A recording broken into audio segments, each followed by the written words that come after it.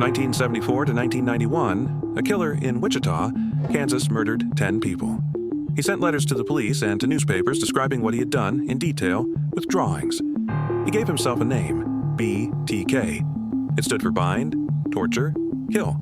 Then, for over a decade, he went completely silent. He had not been caught. He had simply stopped communicating, and he went back to his life. He was the president of his local church. He was a compliance officer. He had a wife and 2 children. He coached his son's Boy Scout troop. His first murders were in January 1974, the Otero family in Wichita. Joseph Otero, his wife Julie, and 2 of their children were all killed in their home on the same morning. Their 3 other children had already left for school. Over the following 17 years, Rader killed 10 people in total, targeting victims he had watched and planned for, sometimes for months in advance. He called this planning projects. He kept detailed journals. He drew pictures, wrote everything down. He contacted police and local newspapers repeatedly throughout the 1970s and 1980s, sending letters, poems, and detailed accounts of his crimes. He told police where to look for evidence. He corrected their mistakes. He was furious when the media did not cover him enough. Then, in 1991, he murdered his 10th victim, Dolores Davis, and stopped communicating entirely. For 13 years, he went to church. He attended city council meetings. He issued compliance notices to residents about overgrown hedges. He was completely ordinary. In 2004, 13 years after his last murder, he made contact again. He began sending communications to local television stations and newspapers, including a cereal box containing items connected to one of his victims.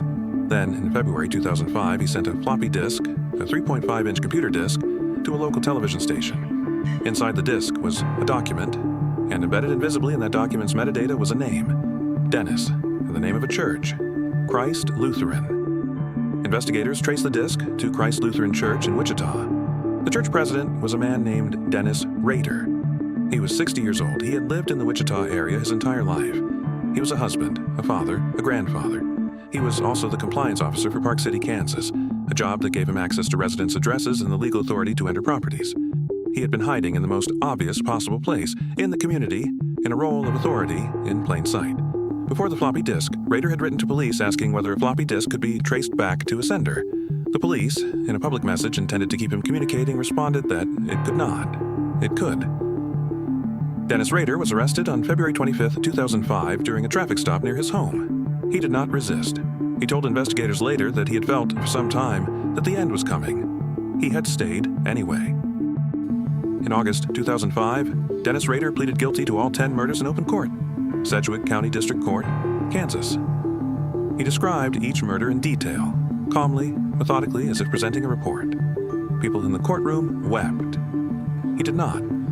His wife of 34 years had not known. His daughter had not known. Investigators had used DNA from his daughter's medical records, obtained legally, to confirm that Rader was BTK. His own family's biology had been the final piece of evidence.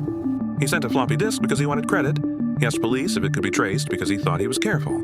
He stayed in that community for 30 years because he thought he was invisible. He was the president of his church. He was caught by a word in a metadata field. Comment below what detail of this case you will never forget.